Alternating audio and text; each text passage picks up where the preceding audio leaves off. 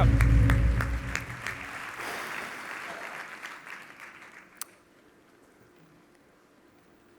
I believe you and me are the first people in the history of humanity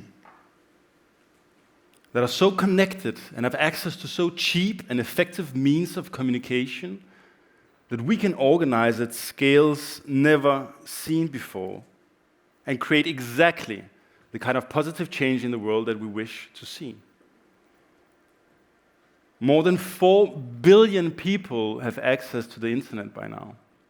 And in spite of all media madly screaming in our faces otherwise, I believe we're witnessing a radical shift in human mentality, an outbreak of awareness that will empower us to overcome the many challenges before us. Herein, I find the necessary hope to stay sane in this complex and confusing time. And this hope I want to pass on to you. To introduce myself, my name is Denis Rivin. I'm an entrepreneur and a futurist. I have a background in art history and used to do a lot of cultural entrepreneurship, organizing concerts and art exhibitions, publishing an art magazine, doing poetry slam, activism, performative happenings, all kinds of things. I was so madly in love with artistic movements of the 20th century, where people wrote all these manifestos and connected through their passion for progress. They aspired to change the world through artistic expression and beauty. I love this idea of people coming together to change the world. And gradually, my interest in collaborative movements outgrew my interest in arts and culture. I became much more interested in collective action on its own, how people organize to demand change.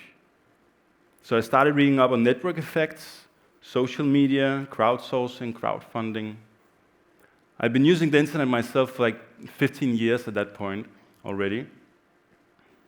But suddenly I started to comprehend the vastness of this man-made cosmos that the internet is, and its potential for people unifying through it. And then one completely random day, I came across this quote by Dr. Martin Luther King, where he said, "Those who love peace must learn to organize as effectively as those who love war." This made a huge impression on me, because right away I realized, wow, this is exactly where we are right now. This is exactly what's happening. We now live in a remarkable time with an incredible increase in the general public's ability to share, to cooperate, and to take collective action through empowering technologies that enable anyone, anywhere, to improve the world. And peace-loving people are organizing like never before. In general, we live in a time of radical change. The technological development is changing everything around us, the way we think, work, feel, and play, the way we socialize and communicate, the way we live, and the way we die. Everything is moving faster, and future has never been this unpredictable before. And to many people, that can feel very stressful. I really, really understand that. But in this, I find hope, because to me, it means that future is extremely malleable. We can shape it. And never before has future been this much up for grabs, this much up to you and me to shape. If enough people pull at once, we can steer future in exactly the direction we like. There's this word being used all over the place for several years now. Disruption. Yeah? Disruption. Disruptive technologies, disruptive industries. Disruption. What does it mean, disruption? Well, let me ask you this. How many in here have children? Thank you. 3 years ago, I had a beautiful baby boy. And within a very few months, I completely understood the entire scope of the word disruption. Yeah? It just means that everything changes and nothing will ever be the same again. It is an irreversible change, and you have to adapt, because otherwise you can't navigate this new reality. In our societies now, we are experiencing multiple disruptions at once. Technologies like artificial intelligence, 3D printing, nanotechnology, biotechnology, quantum computing, virtual reality, augmented reality, cryptocurrencies, gene editing, autonomous driving, drones, robotics, social media. Everything is happening at once. And we now live in a time where technology is daily transforming science fiction to science fact, where technology becomes indistinguishable from magic, and where we are able to create positive change in the world in ways that were previously completely out of reach. To notice this, it is important that we talk about these things. And it's super important that we talk about the right things, the empowering things that energize us and make us realize that our efforts matter. So first of all, what is digitization? Digitization means that physical objects cease to be physical and become digital instead. Every single app on your smartphone used to be a physical object at some point, right? The camera, the telephone, the pen and paper, the Ghetto Blaster, the Rolodex, the dictaphone, whatever the app, it used to be physical. And when something physical becomes digital instead, it becomes much, much cheaper. Because now you only have to produce it once, and the cost of reproduction is close to zero. You just copy-paste it endlessly. So tools become affordable and accessible. And in a sense, digitization brings democratization, because more and more people get access to tools that were previously only accessible to few. And anyone with access to the internet now has access to more information and knowledge than the American president had just 20 years ago. To me, that is the biggest and best disruption of all.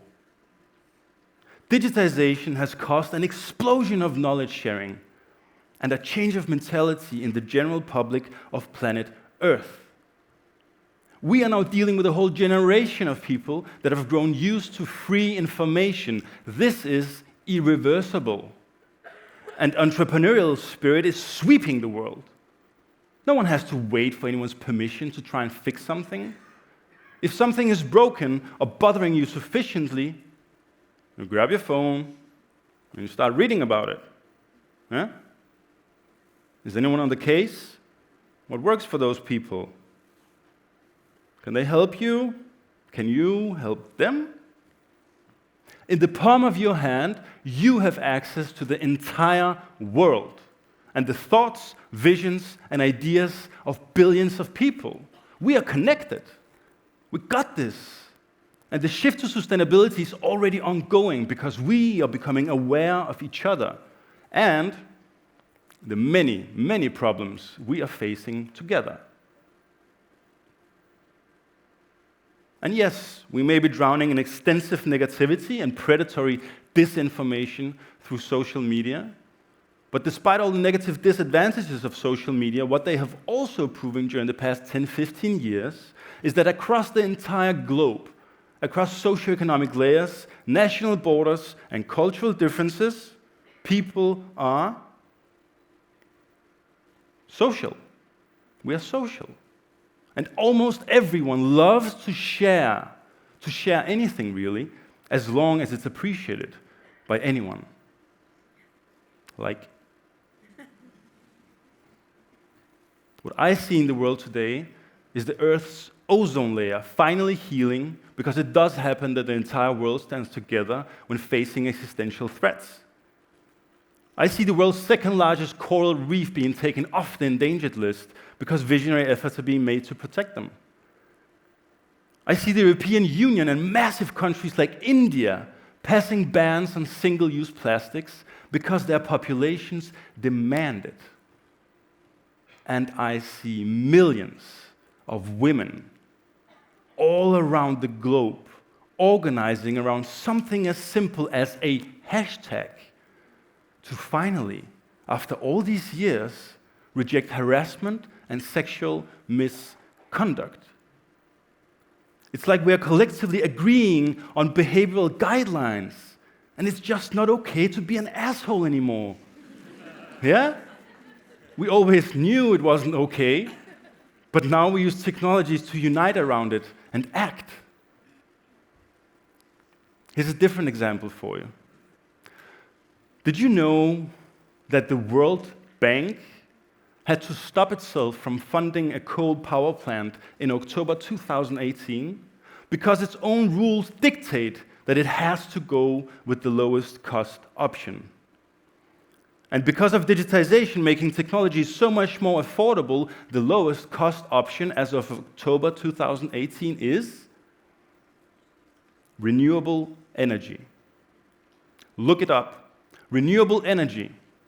So from now on, the World Bank has to invest in renewable energy instead of fossil fuels. Institutions like these will do anything for profit. And if it's more profitable to fix the world instead of destroying it, then that's what they'll do, suckers.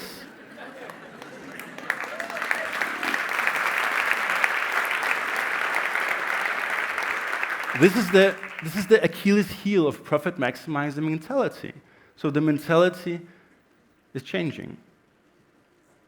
In the world right now, people are becoming conscious of the many existential threats staring in our face. Some are motivated by profit, others by purpose. But everywhere I look, I see startups fiddling away in incubators, accelerators, hackathons, and co-working spaces. And I see thousands of schools encouraging children to brain on solutions to problems that historically have been territory of governments. Now, often using the Sustainable Development Goals as a framework. These are 17 things most wrong in the world that all 193 member states of the UN have agreed on.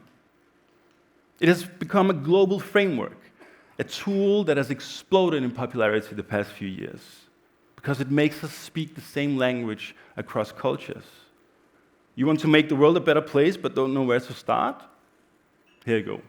17 options. Pick one. Let me ask you this other question tonight.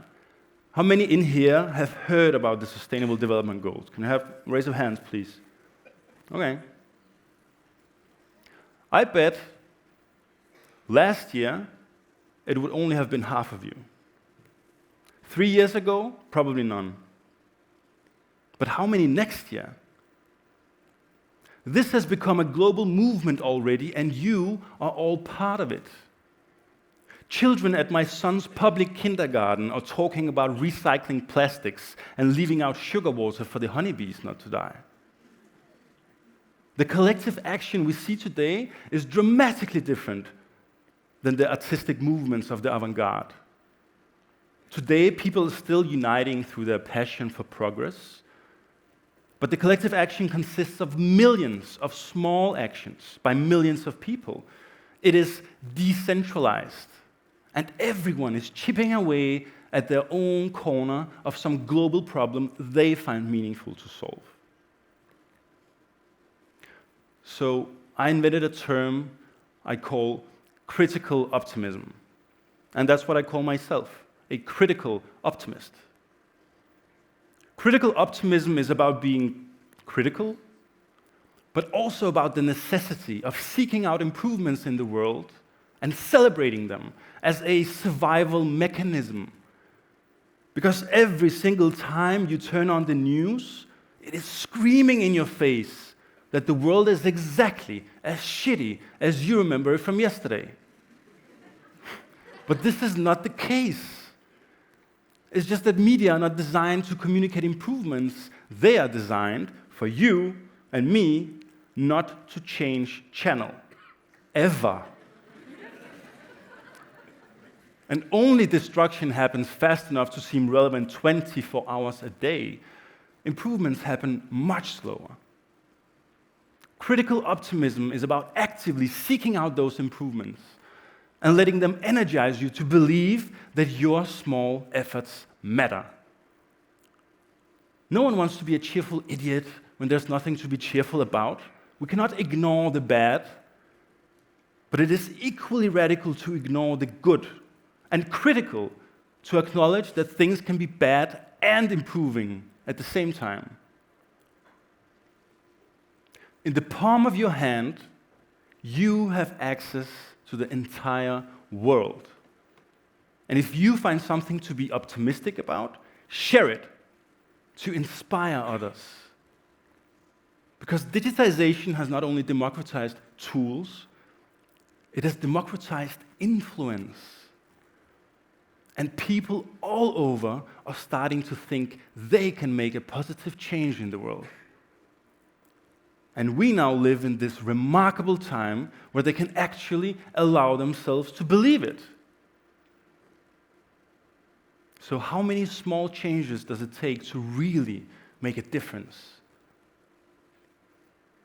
Let's go out and find out. Thank you.